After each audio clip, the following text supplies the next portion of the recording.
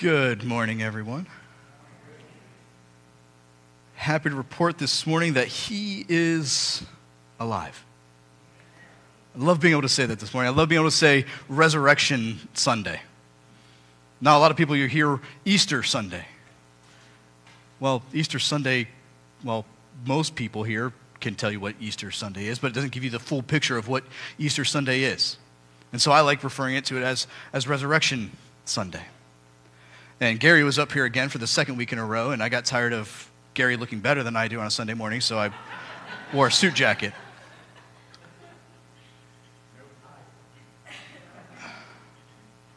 You know, I've made it this far and everyone's seen me already, so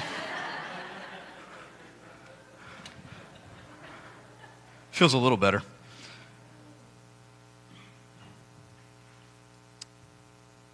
How many of you here for the Good Friday experience or the Holy Week experience? Just to see. I did have a trash can down here with the communion cups, and I tried digging through the trash can to see how many cups were used, but then I figured that was really gross and I should stop that. So I wasn't sure how many people got to experience that this week. But that started all last Sunday. That started with Palm Sunday. And I wanted this Resurrection Sunday to not just encompass one Sunday out of the year.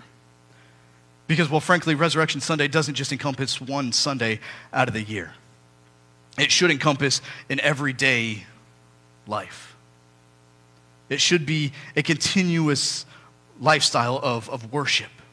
It's not just one day. And that's really what has impacted me this last week. From starting on Palm Sunday to getting here on this Resurrection Sunday through every day of the Holy Week. And I hope that's really what that Holy Week experience impacted or imparted onto you as you went through that. And so this morning is to really wrap up Holy Week, to wrap up everything that Jesus represented throughout that whole week. And this is going to be a little bit different than anything I've ever done. This style of message is something completely different than any other style I've tried before. And so this morning we're going to tell a story. We're going to paint a picture of Holy Week. And Brooklyn's going to help.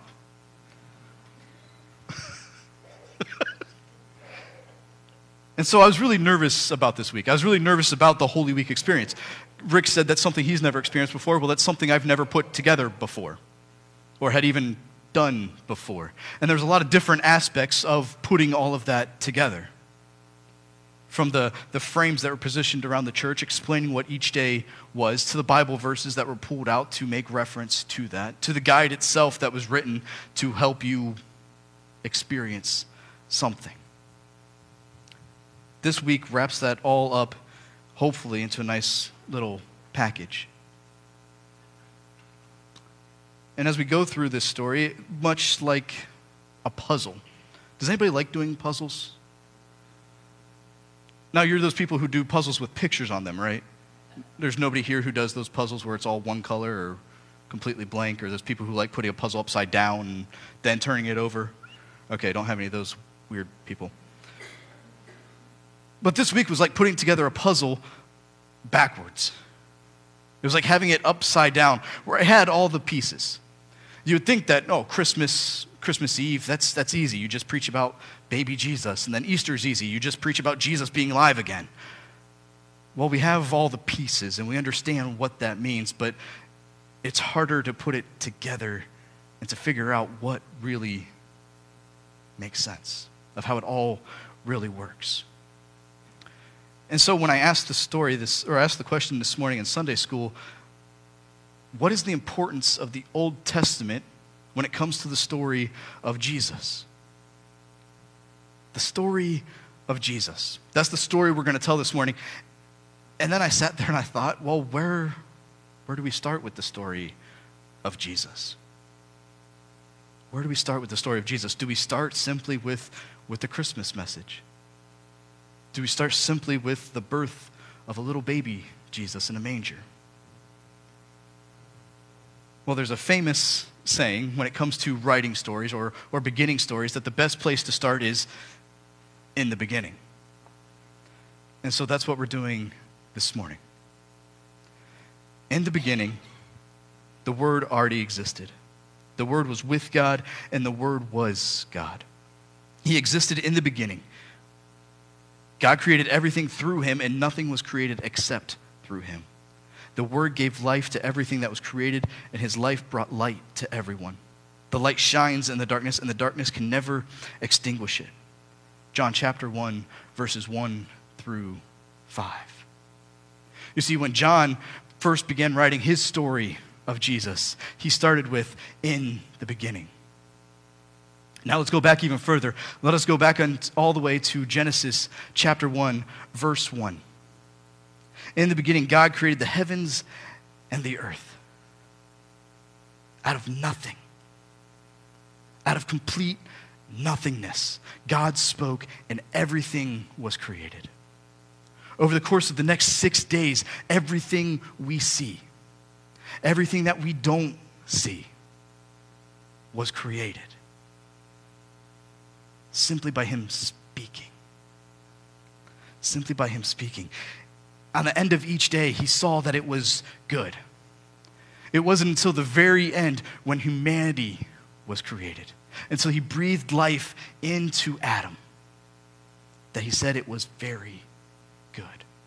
He was able to take a step back, look at all of creation, and see that everything around him was very good. And yet we can read in Romans that nothing is good, that no one is good, that everything is full of corruption and chaos and depravity. Well, what happened between this statement here in Genesis 1:31 and all the way back into Romans? What happens within those 8,000, 10,000 years that we're talking about here? Something happens, and that's called sin. Look, the human beings have become like us, knowing both good and evil. What if they reach out and take from the fruit of the tree of life and eat from it? They will then live forever.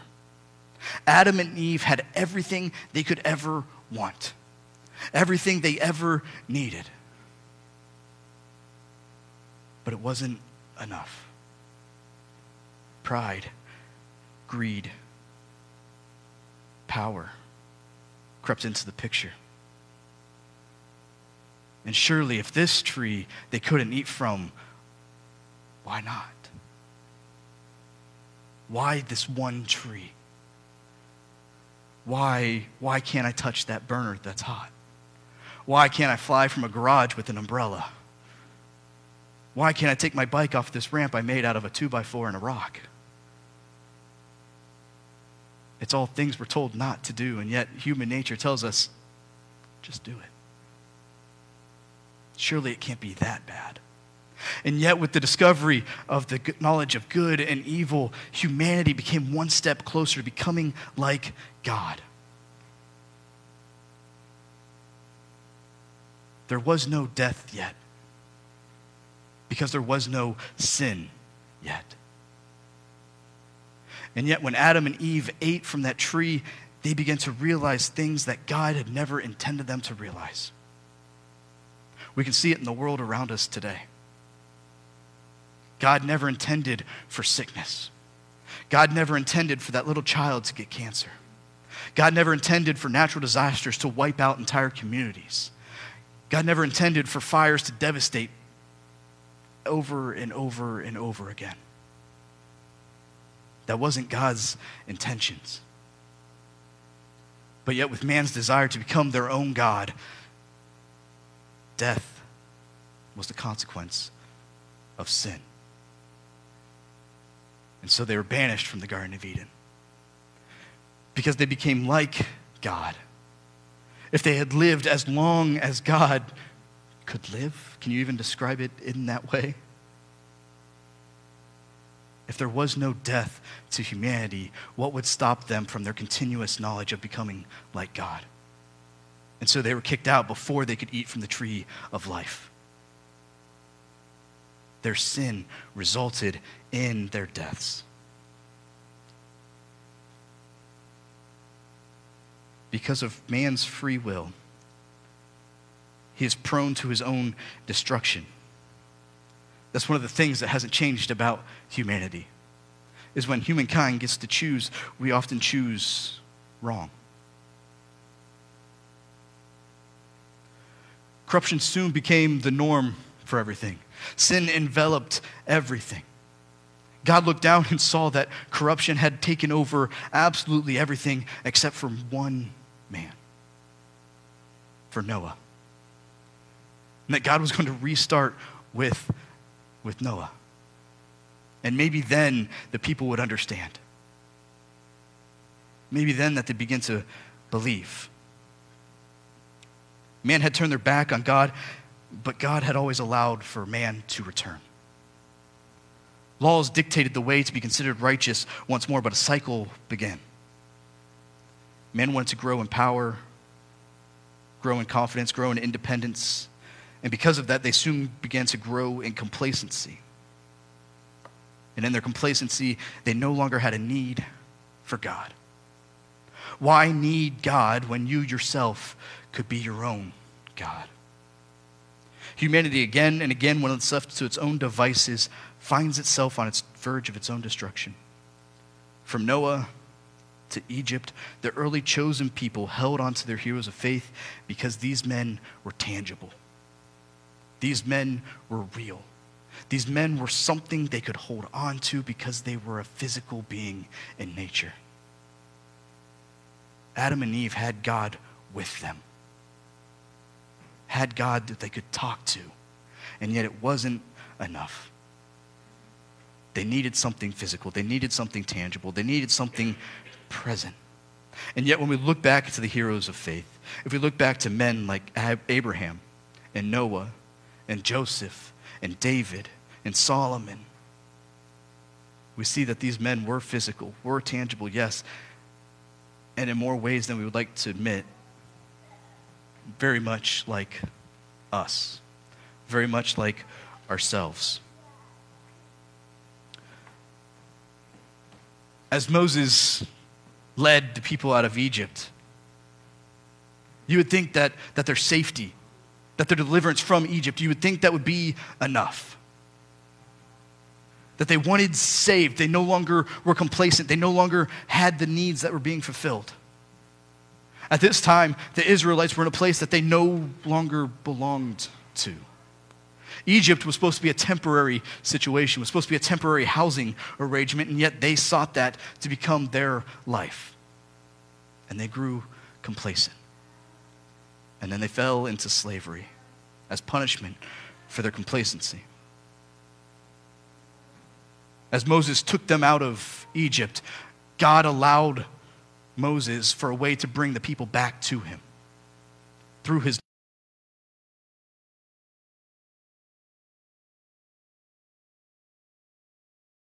on the mountain, and the people grew impatient. Does anybody grow impatient with anything? The Lord told Moses, quick, go down the mountain. Your people whom you brought from the land of Egypt have corrupted themselves. How quickly have they turned from the way I have commanded them to live. And when Moses came down from the mountains, the very stones he was ordered to take with him crumbled to the ground in his anger. Once again, mankind found themselves in sin. Moses found himself before a golden statue of a calf. Because once again, God who can't be felt, God who can't be touched, God who can't be seen was no longer enough for God's people. God gave his people orders and people followed until the time came when they thought they knew better than God himself. Noah fell to drunkenness. Abraham fell to cowardice. Moses fell to anger. The Israelites fell to impatience again and again. The Israelites fell to complacency again and again. They fell to compromise again and again. They fell into the habits and the routines, the world customs that brought them the results they wanted rather than the results that God called them to. Over time, the names of the early fathers of Noah, of Abraham, Fell away to names like Moses and Joshua. Fell away once again to names of judges. Names like Othniel, Ehud, Deborah, Gideon, and Samson. Israel would reject their God because they had found their own way. They deemed their way was better than God's way. Their ways led to pain and persecution. The pain and persecution would lead the Israelites to calling out to God, and he would send judgment and salvation through the actions of man, brought glory back to God.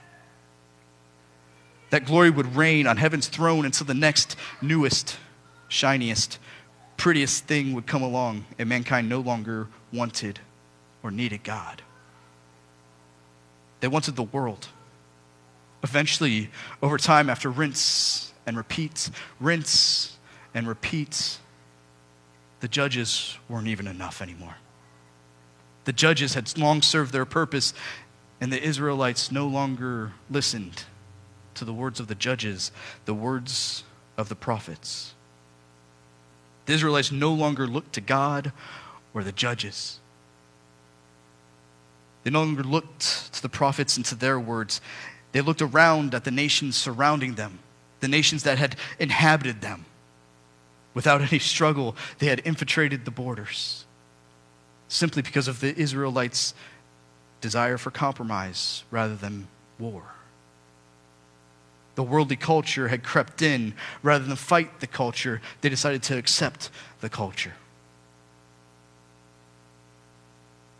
It is hard to defeat an idea unless the idea is completely eradicated. And the Israelites found themselves in the very midst of this. By not listening to God, by not ousting all the people within the promised land, they found themselves bed neighbors to these pagans, to these gods, to these idols that God said to turn from. And because these people remained within the promised land, they grew to accept these pagans within this promised land. And so as the Israelites looked around and saw these nations, they began to grow jealous. They began to want what they had. They wanted a king. And so once again, what the Israelites wanted, God provided. God provided a king. But the people refused to listen to Samuel, warning, even so, we still want a king, they said.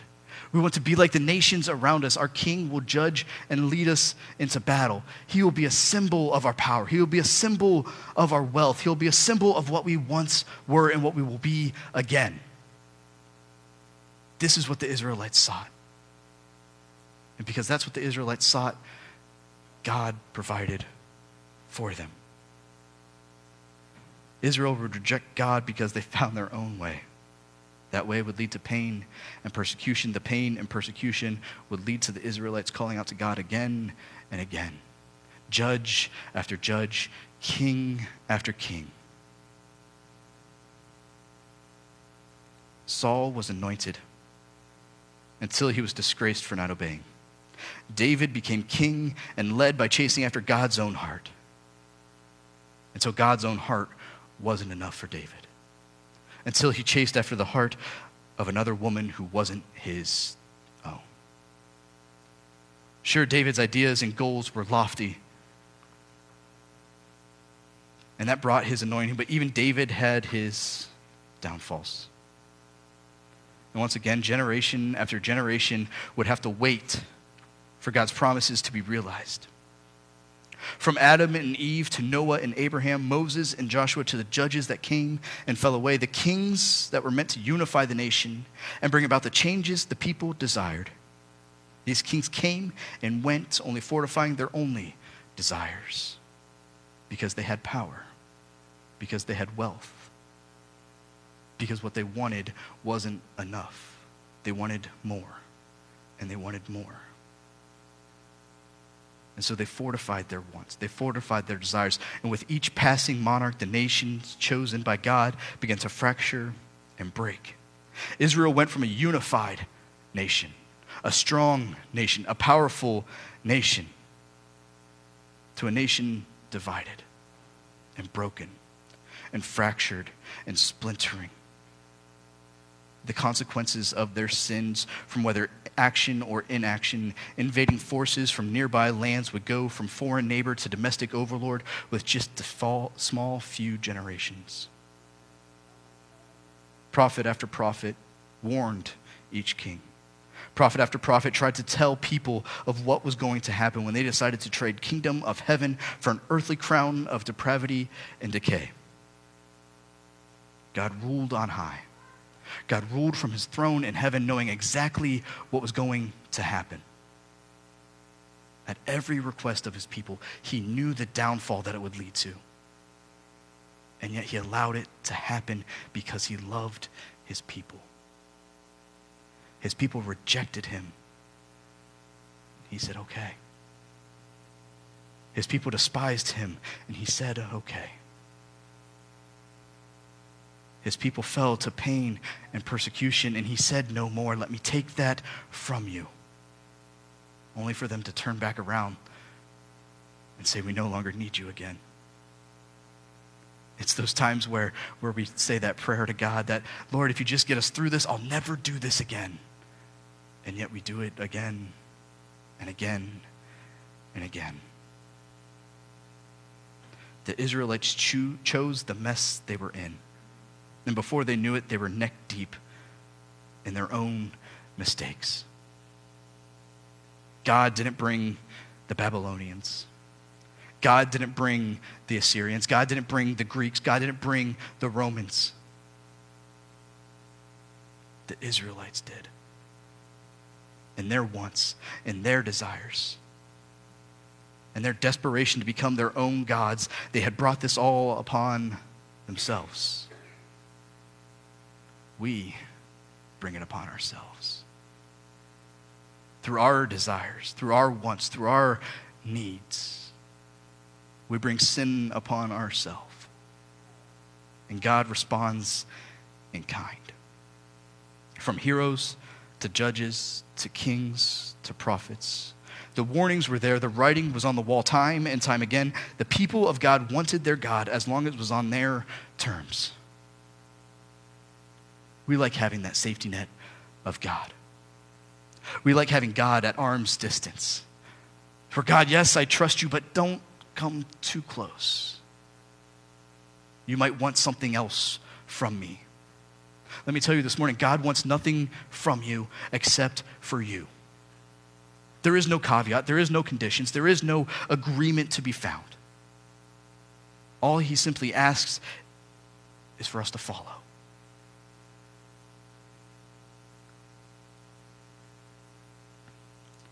It's as if the king of creation was reduced to nothing more than a genie to be let out of his bottle when there was a wish to be had and to be put back once there was no need for him. The Israelites had reduced the king of all of creation to no more than a genie in a bottle. That God, we find ourselves in this mess. Can you get us out of it? Oh, we're not in this mess anymore. Go back to where you came from. The thing is that the Israelites didn't see is God knew exactly how all of this was going to work. He gave the Israelites everything, just as they had asked for. Everything from grace and mercy when it wasn't deserved, to peace and patience when it wasn't theirs to have, from leaders and kings that they believed more important than the very God who had called them from the dirt. Everything was given to the Israelites because they had asked for it. Every prize they had received had a punishment attached. Every prize has its punishment, every action has its consequence, and the Jewish people would see the fruit of their labors through the occupation of the Roman Empire, who would leave them calling out for over 400 years. 400 years between the final words of Malachi. It's the birth of Jesus. I asked if anybody was impatient this morning. Has anybody had to wait 400 years for anything? 400 years between God's final word before Jesus came. That, in summary, is the shortest version of the Old Testament that I can give you. I asked this morning, what is the importance of the Old Testament when it comes to Jesus? And that brings us here to Holy Week. Psalm 24, verses 1 through 3 and then 4 through 6. The earth is the Lord's and everything in it. The world and all its people belong to him, for he laid the earth's foundations on the seas and built it on the ocean depths. Who may climb the mountain of the Lord? Who may stand in his holy place? What this is saying is, who may come face to face with God?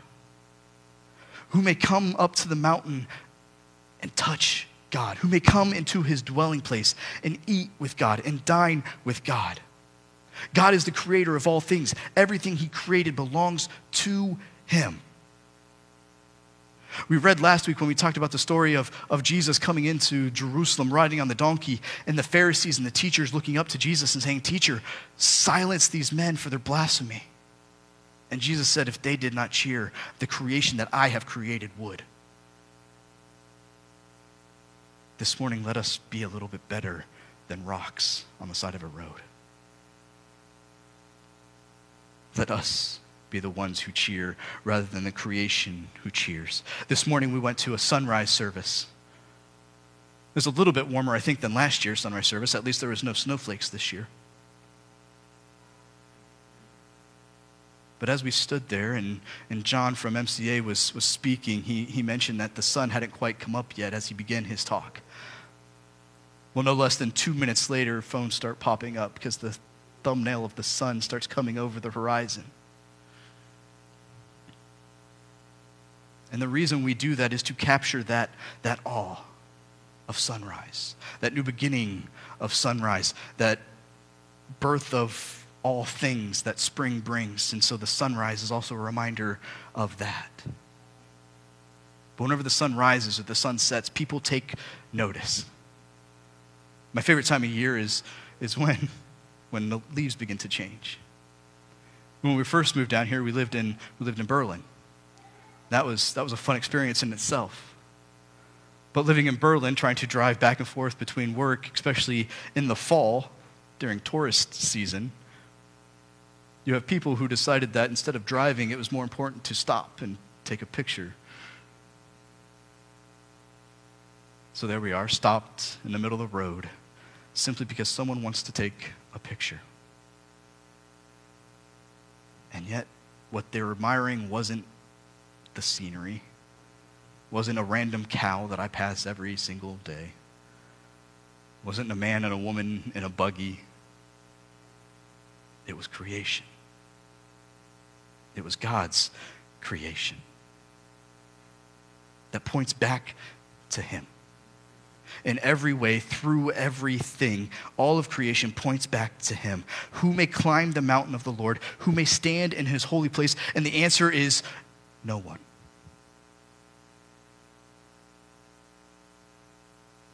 The answer is no one.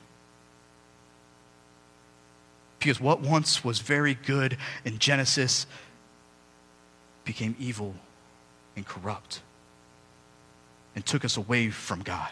At the very essence, that is what sin is anything that pulls us away from God, that keeps us from seeing God's glory in everything and seeking our own glory through everything. And so we may not climb that mountain. We cannot stand in his holy place. Because the next part here, only those whose hands and hearts are pure, who do not worship idols and never tell lies, they will receive the Lord's blessing and have a right relationship with God, their Savior. Such people may seek you and worship in your presence, O God of Jacob. Only the people whose hands and hearts are pure, who do not worship idols, who do not tell lies, only they will be able to stand in the place of God. And at the time that this is written, at the time David sits down and writes these words, even he realizes how difficult of a situation that is, how difficult of an opportunity to find himself before God is. Because there is nothing as a good person. There is nothing as a righteous person, all until we come to Holy Week. All until we come